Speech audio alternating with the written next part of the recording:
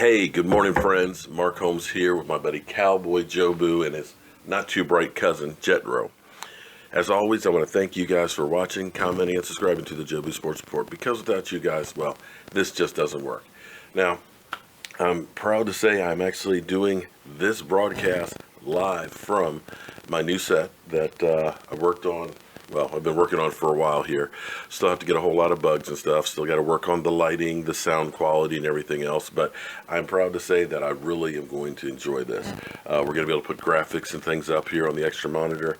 As you guys saw with the moron Tom Donnelly last night, we can actually do better Skype in interviews and things where it'll really be like the person is here as we get the sound and stuff down. But congratulations to the Eagles. I know some of our fans out here are saying, the hell with that. I'm not congratulating the Eagles. I hate the Eagles. Well, here's the thing. Don't be mad at the player. Be mad at the game. Don't be mad that they were able to take a team that Chip Kelly gutted. Chip Kelly came in with his arrogance and got rid of players that were Pro Bowl players. Shady McCoy for Kiko Alonso, who played for them for 1 year, Deshaun Jackson. He ended up taking a team that Andy Reid had built and deconstructed it with guys that were nobodies. And they hit rock bottom and had to get rid of Chip Kelly and start all over. And in 3 seasons, they're in the Super Bowl. I know when I had my first debate ever with Vosh, that with my dad going to the hospital, I'm not making excuses. Vosh did a great job defending Jason Garrett and his record. But here's what I see. His whole argument is you don't want to change because you might end up being Denver last year. Okay. Well, Denver was getting older. They lost some key players. Their offense was never that good to begin with. So, yes, that does happen. But more times than not, you see teams that get away from supposedly good coaches that turn it around.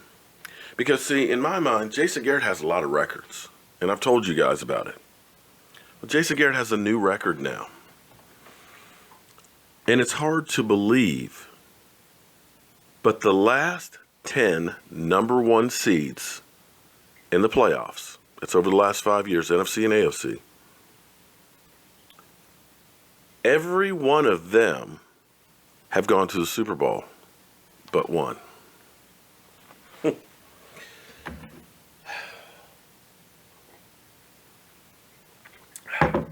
But one.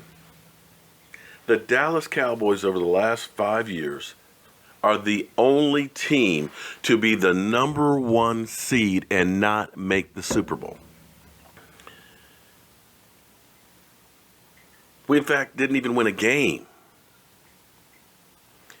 Yet, I know Jason Garrett's not going anywhere. Vosh, you're getting your wish that Jason Garrett is going to be here. But what is it that makes you think that Jason Garrett is the guy when all of the things that we've seen happen before?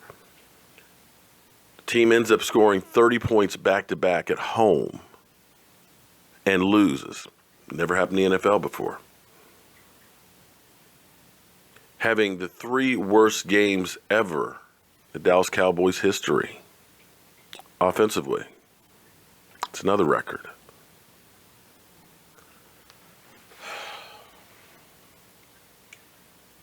These are the kind of records that you don't want your coach to make. Yeah, we got a record-breaking coach.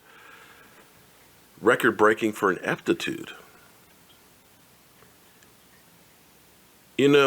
Some people say, well, it was Aaron Rodgers, man. But Aaron Rodgers was the only thing they had. And here it is. The Eagles were rock bottom with Chip Kelly, fired their coach. Brought in Doug Peterson, who, as I was watching the game with Michael, and you guys can look at the live stream, and I'm sitting there looking, I'm like, check out that formation. Check out how they are mixing things up, doing flea flickers.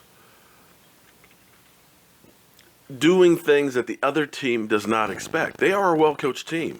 They're disciplined. You don't see them making dumb penalties. You don't see them making mistakes. Looking on the sidelines, I'm looking at Carson Wentz over there with the notepad, Nick Foles coaching him up. You see that as a team that came out prepared every single week and played like they prepared and adjusted where they needed to. That's coaching. And I know some people say, well, you want stability. Well, take a look around the NFL. Yes, we have stability in New England because New England always wins. They're always in the Super Bowl. I mean, Tom Brady's been to 12 conference championship games. But you could look at Atlanta, and Atlanta was kind of like where we are. They go to the playoffs one year, lose the first round, then the next year they would end up being bad and so on. They had this up and down cycle where, yeah, okay, we're good enough that let's hold on to the coach. But they decided to make a change, and 2 years later, they're in the Super Bowl.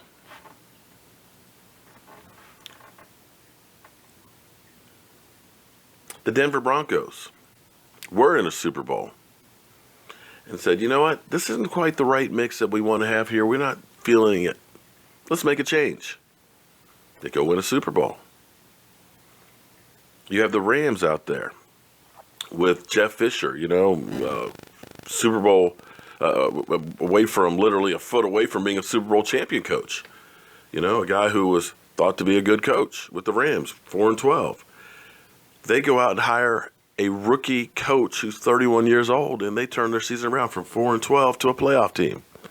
Buffalo Bills, last year with the Ryans.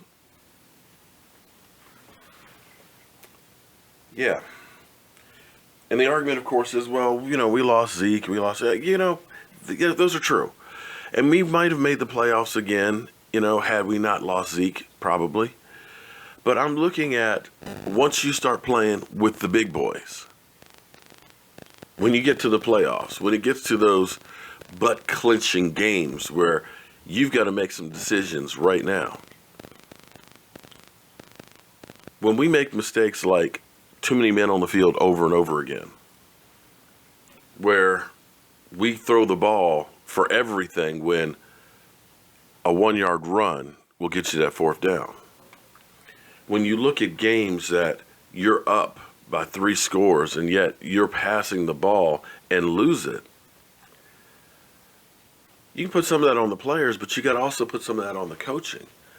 And I hope and pray this offseason that we go back to coaching school or something, because I look at the Eagles and I'm jealous. I'm jealous of their coaching staff.